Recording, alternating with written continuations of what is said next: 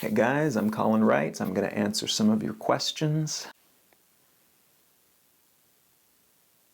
So the first question is, do you see travel as running away from something? And if so, what are you running from? I do think that this is why a lot of people travel. I think that a lot of people see travel as a means of getting away from something, escaping from something in their lives that is holding them back, maybe some version of themselves, and by traveling they feel they can be a different version of themselves and change something that is keeping them from being happy. I usually advise against this. I think that travel is inherently uncomfortable, and it is something that introduces you to a lot of new things. And as a result, it's very valuable in terms of figuring out what you want and who you are. But to rely on external factors, other people, other places, other variables, adventures, whatever, to be happy is usually a dangerous precedent to set. Most ideally, you figure out what makes you happy, what fulfills you, what it is that will fill you with joy and make you excited to wake up each morning. And then you change your life based on that. So maybe you travel because you've decided that new variables and new experiences and meeting new people, these things make you very happy. But it may be that that won't make you happy, and by traveling you'll actually be more miserable, and you will be separated from people that you care about, and the familiarities, the things that were keeping you together, are now gone. And so more ideally, rather than fleeing from life out into the world, I would recommend that you look inward first, and you take a step back and you say, okay, who am I? What am I doing? What is it about my life that is holding me back? What is it about my life that is keeping me from being fulfilled? And then based on that, make some decisions. I think a lot of different people will get very different things from travel, and it's a valuable addition in some dose or another for most people. But the idea that it is the cure-all, catch-all solution to things is totally inaccurate. For me, I am definitely not running from anything. I prefer to think of it as running towards something. I love novelty. I love new variables, new people, new cultures.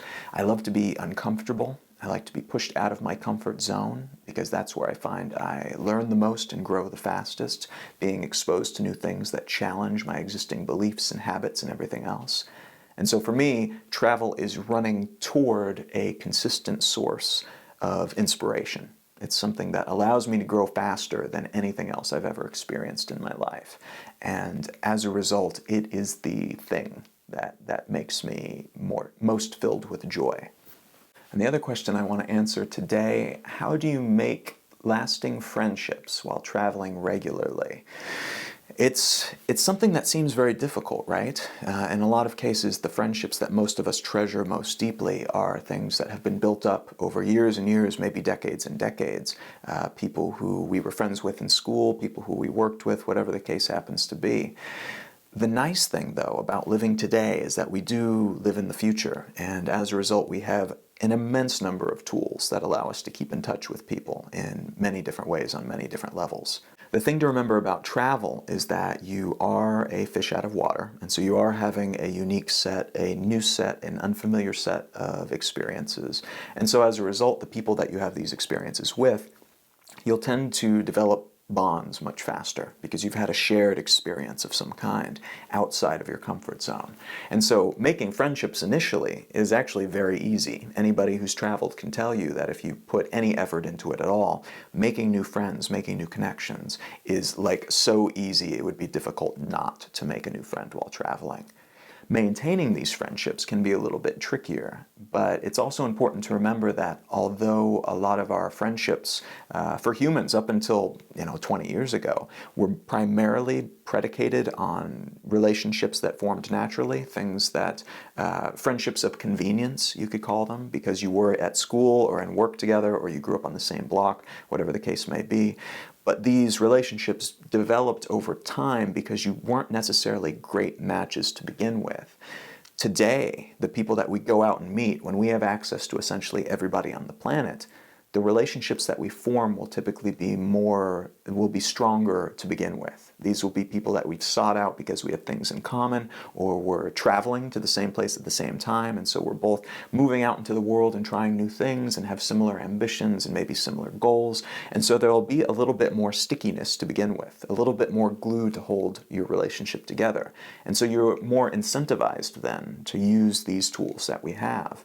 And among these tools are things like Facebook and text messages and email, but we also have the ability to travel like we never had before. I find that a lot of my best relationships are with people who I see maybe once or twice a year because they live far away, but because we stay in touch using the more tenuous tools like Facebook and Twitter and email, we are able to better organize in-person trips and really take the time to get together.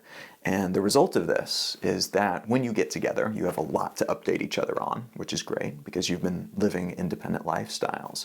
But it also means that these relationships are strengthened over time in multiple different ways because you're keeping in touch using different technologies, sometimes in person, sometimes just using text, sometimes with images or GIFs, whatever it happens to be, but making use of the full arsenal of tools available. It's really not difficult to maintain a relationship. You just have to be open to the idea that it might not be the same as living down the block from somebody. If you have a question you'd like me to answer, feel free to leave them in the comments below. If you want to find out more about me and my work, you can find me on pretty much every social network at Colin is my name. You can also go to colin.io to see some of my talks and to find my books and all kinds of crazy stuff like that. Thanks, guys.